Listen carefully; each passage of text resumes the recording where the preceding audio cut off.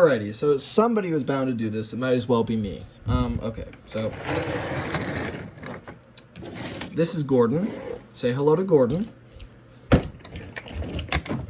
I want to change out the face. And I think I'm not alone in that sentiment. A lot of people don't want him to look confused and just highly baffled all the time. So I've removed the face. The face was very difficult to get off. Basically, I just took a knife and I pried it off of the smoke box. But that's not why I'm making this video. I mean, that was pretty straightforward. You could imagine you just slip a blade in between the face and the smoke box and it pops off. I mean, you know, not cleanly, obviously. I mean, look at those fracture marks. I'm going to have to sand that down later so that it fits on better. But anyway, so what was interesting is, look at this. This exceptionally long screw. Isn't that crazy? So I don't know for the life of me how this works. But the face goes on like this, right?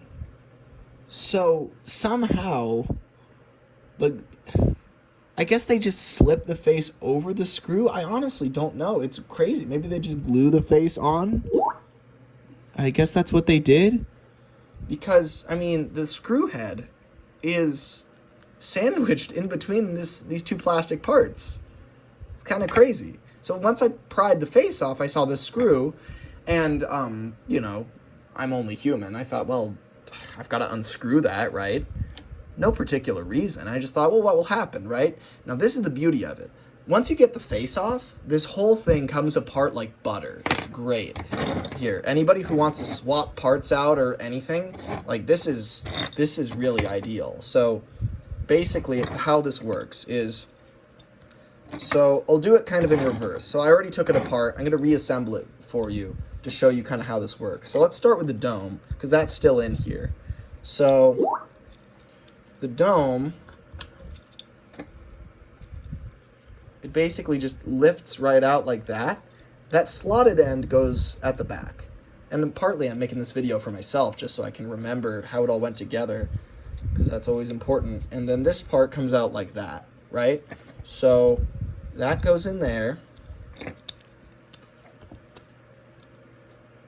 And then the dome slides in through that piece like that, see? So that's how that works. And then this is the rear bogie. So this piece, let's see if I can even remember how this went together. All right, so you can see you've got that space there, and you've got those two slotted pieces. So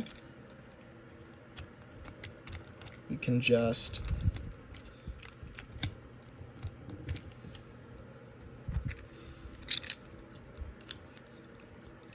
probably going to take a minute.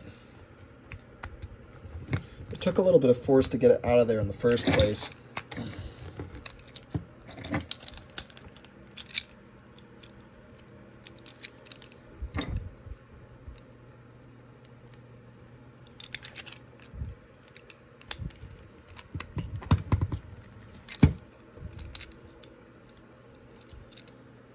Do I have this backwards, maybe?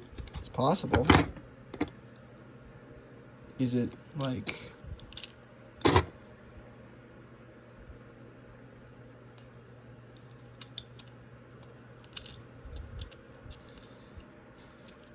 I'm pretty sure it was just like that.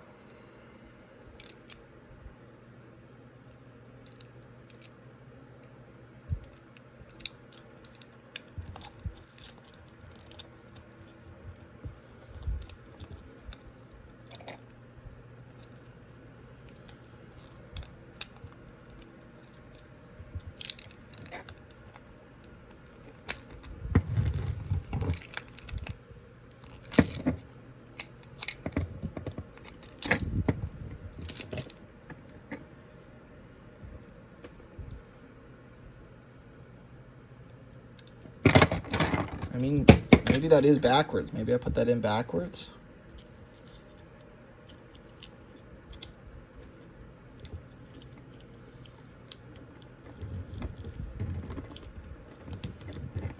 We're all learning together, folks.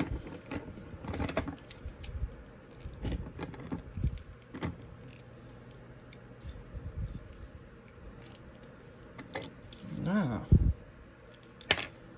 this must have gone in this way. There's just no debating it. I know I'm doing an awful lot of debating to say that, but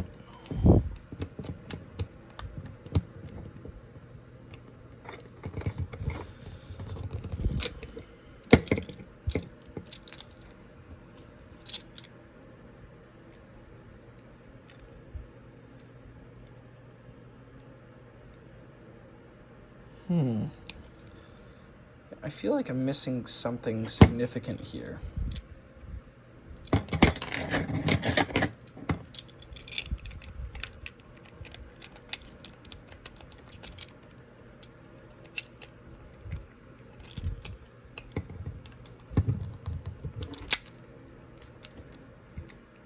The problem there is, so that slides in fine, but then there's nothing keeping the dome in.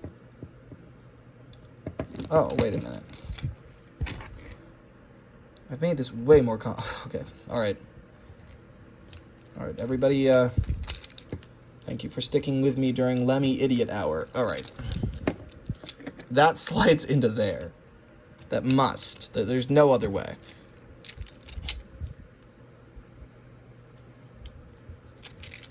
And then the tension.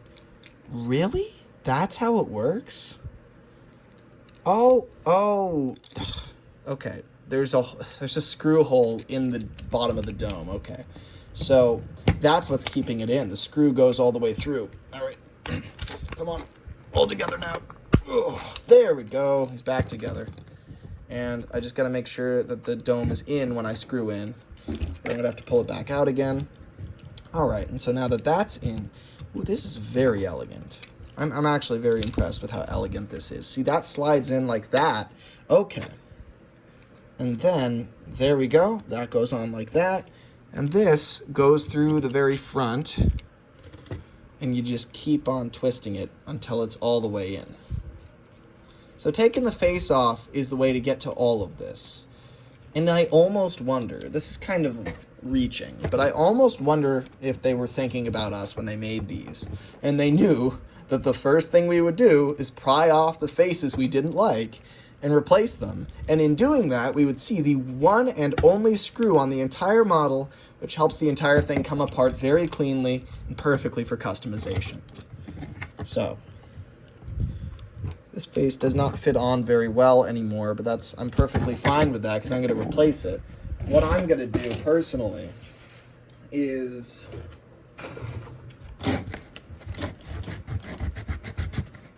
sand the back down and probably just stick it on with blue tack or something, honestly. Here's the beauty of it. I just got a 3D printer recently, which I was very adamant against for a long time. I was always like, no, I'm going to make everything myself. You know, I was so set in my ways about not ever getting a 3D printer because I just felt like I wanted to make things myself, right? But the truth is, a 3D printer, you are making them yourself. It's just another tool in your arsenal. And that tool will allow me to print some very nice faces that will fit this range because, honestly, most of this is painted detail. It wouldn't be very hard to replicate this, you know? And so I might I like the style. I like that it's printed right on the face. I just don't like the fact that it's like an expression that he almost would never have.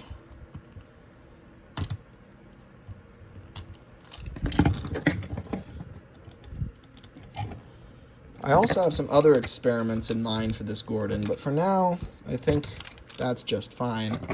Here, let's grab some blue tack. Well, the American equivalent anyway. I think this is Loctite.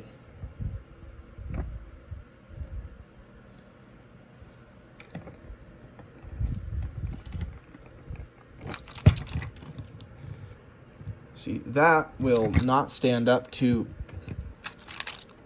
child testing, but if you wanted to use it in videos, if all your faces looked like that, I think it'd be just fine.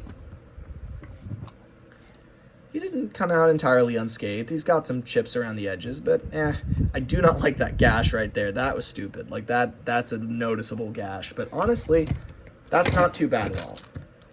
And imagine you make a bunch of faces and they all stick on like that, or just print out paper ones. But if you decide to pry off the face, be extraordinarily careful with the blade. Try to cut away from yourself. That being said, I'm an utter klutz and I cut myself all the time. And I try to be careful, but I am accident prone. I will admit that.